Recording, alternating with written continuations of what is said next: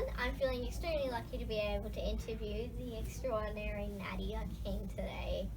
Nadia is the author of Jenna's Truth and the soon-to-be published Claire Malone Changes the World. Jenna's Truth faces serious high school issues such as... Cyberbullying. That's it. I was like, it's something bullying. Cyberbullying, sexual assault and suicide. I feel like this is extremely powerful and important as these are very difficult topics to discuss and they are also scary topics to discuss. Nadia is really inspirational to me because of Jenna's Truth and because of the soon-to-be published Claire Malone Changes the World. Because of how Claire Malone Changes the World is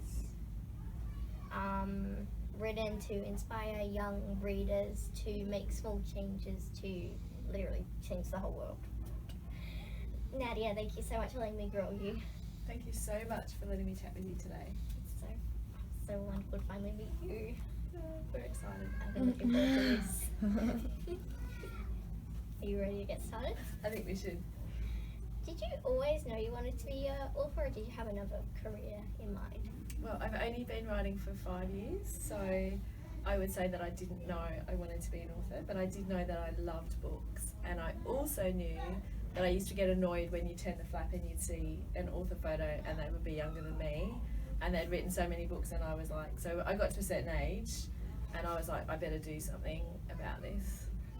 So that's how I started writing. Yeah, I always thought that authors had to be like older people and famous already. Like that was just my weird belief on what an author had to be before you could actually get published. And I was like, But you're an author now. yeah, And you're not very old. yeah, I got over that. I was like, you know what, I'll just write a book. Yeah, good work. Just write a book. Where did you get the inspiration for Jenna's Truth, as it has a lot of hard topics in it? So Jenna's Truth was really inspired by the death of Amanda Todd. So I can't believe how long ago it was now, it was 5 years ago. In 2014, Amanda Todd, she went onto YouTube, and I don't know if you've seen it, Amani, but she had flashcards and she told her story through the use of flashcards, and this video went viral on YouTube. And so I saw the video and I was just really sad. So Amanda Todd died in 2014, and I just thought it was awful that she died and that no young girl should die as a result of cyberbullying. So I decided I would rewrite history, because I think a lot of writers do that. They don't like the way the real world is, so they rewrite the stories with a better ending. So spoiler alert, Jenna is good at the end. So that's why I wrote the book, because I didn't like that Amanda had died. Sorry, I'm gonna tear up. That sounded the YouTube. That's really fascinating how it's based on a real person. Jenna's Truth faces a lot of hard topics, and why did you find it challenging to write about these topics, or did you find it kind of therapeutic? I'd say more challenging than not really therapeutic, but definitely challenging. And I wrote there's this really mean scene where like the mean girls somehow get all of Jenna's books and they relabel with this horrible name that they give her. And when I wrote it, I was like, I can't, who would do that? Like, that's so mean. And I told my teenage daughter, and she was like, that's not even that mean. And I thought it was really mean. So I actually found it, and then I had to come up with a way for Jenna to attempt suicide, and I needed to make sure that I was writing it responsibly, so it wasn't a how-to book on how you should suicide. So I had to think of a way that she could attempt suicide that couldn't be copied. So I came up with the concept of drowning, and that was quite difficult to research and not very nice as well. Yeah. And then the recovery period after someone has almost drowned, I had to look into what would that be like and what kind of damage would they have sustained. So it was definitely challenging, and I'm obviously softer than my teenage daughter, because I thought relabeling all of Jenna's books and folders was a pretty awful thing to do. Well, it does sound awful because teenagers, high school teenagers, can be a bit, mean sometimes. Yeah, really mean. It definitely is a hard topic, so it's great that you wrote about it because it's hard to write about it. Definitely. It's a really sore topic. Yeah. So your first picture book Yeah. is getting published soon. So exciting. How are you feeling? I'm feeling really excited, and I'm just getting ready for the launch. So I've ordered like little icing things of Claire's face, and Ellen, my daughter's been helping me fold like little origami bookmarks, and we've got stickers, and yeah, so it's been it's exciting. And she's going to Frankfurt in like 10 days, so she's going to the Frankfurt Book Fair. So cross your fingers that she gets picked up by like a foreign, and translated. That would be cool. It definitely sounds exciting. It is exciting. So to be little icing things. Yeah, with her face. And I'm thinking, because Marmalade, in the book, Marmalade is the cat, and he wants to run for mayor, or Claire would like him to run for mayor. And so there's this gorgeous illustration that the illustrator made, and it's got like a billboard of the cat, like vote for Marmalade or vote one, and I thought that would be a great t-shirt. I'm just thinking of all the merch. Well, that t-shirt actually sounds really awesome. It's a good design. Good design. So you do workshops with schools and groups. Have you ever had any awkward or funny or embarrassing moments, or has it all been good? Should we go embarrassing? Embarrassing's embarrassing, hey. So I think that I reckon that a lot of authors would have this same experience, but we wouldn't tell people about it. So when you go to libraries, you kind of, or schools or any kind of author visit, you hope that you have a lot of people there. So I did a library visit once, and only 2 people turned up. I know, and it gets worse, because one of those people was my friend. But I still did the whole talk, but we just went and got coffees, and we sat in the library, and I just did the talk more casually and intimately. But it was a moment of, you think it's so good, well, it's gonna be good. You get there and you're like, and you're pumped. You're pumped, and there's only 2 people. and one of them's your friend. And that's One like, of them's your friend. I'm so glad my friend came. Oh, that would have been one. Right, next question, please, Amani. We're into the speed questions now, so just try to do them as fast as possible, and I'm not going to respond at all, Okay. no matter how much I want to. Okay. What are you writing at the moment?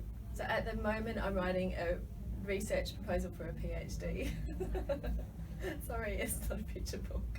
That actually sounds really awesome. Don't respond. Stay focused. What's your favourite ice cream flavour? Chocolate.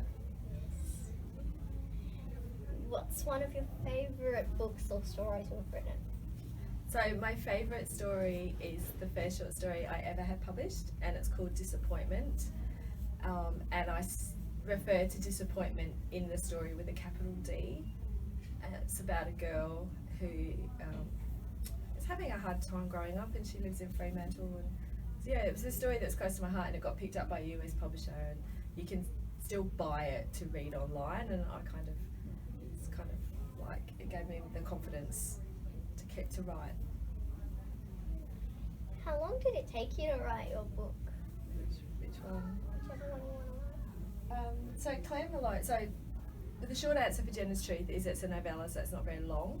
I didn't know what I was doing, but it took me about 3 months to write the first draft. Claire Malone, I actually wrote on holiday, and I forgot that I wrote it. And I take notebooks. I write longhand, and I take notebooks away when we go on holiday.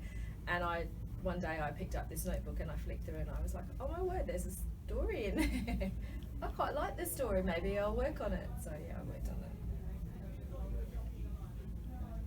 Who is your favourite or most inspirational author? So my favourite author is a Japanese author who's as old as my parents, and he's called Haruki Murakami. and he's probably not suitable for you yet, Amani, but someone to read later. And he has magical realism in his books.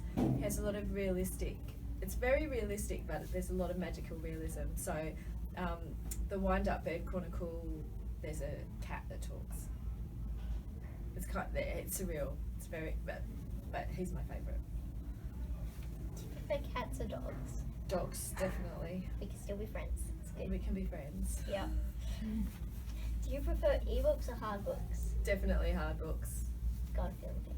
Gotta feel the paper, gotta smell the paper. Yeah. Where's your favourite place to write? I can write, this is going to sound really terrible, but I can just write anywhere, so I'm not bothered. I'm happy. And also because I write in notebooks. I always have a notebook. You can always get some paper. And I always have like 37 pens in my bag, so it's easy for me to write anywhere. Do you remember the first book you ever read or your favourite childhood book? I bought my book. Ta-da! So this is obviously not the first book that I ever read, but this was a really, really scary book from the 70s, and this isn't my original copy. I had to search high and low for this book, which came, I bought it on eBay in the UK, and so it was posted over to me, and it cost an absolute fortune. So I will never part with this book, but it's got 9 very scary stories in it, and they haunted me. And so as soon as I got the book, I opened it up and I read it to my child for a bedtime story. Possibly not my wisest move. Next question. What's your biggest achievement so far? So I think my biggest achievement so far came this year. So I won the 2019 Stuart Haddo Short Story Prize for a short story called Mariko's Mouse. And I got some lovely, lovely prize money and a week's residency, and that's definitely been, massive highlight. So I went home and I framed the certificate. I was very proud, very proud. You deserve to be proud. That's a really cool achievement. Thank you. Do you have any big goals for the future? Any new writing being released soon? So a big goal for the future is I'm currently applying for a PhD.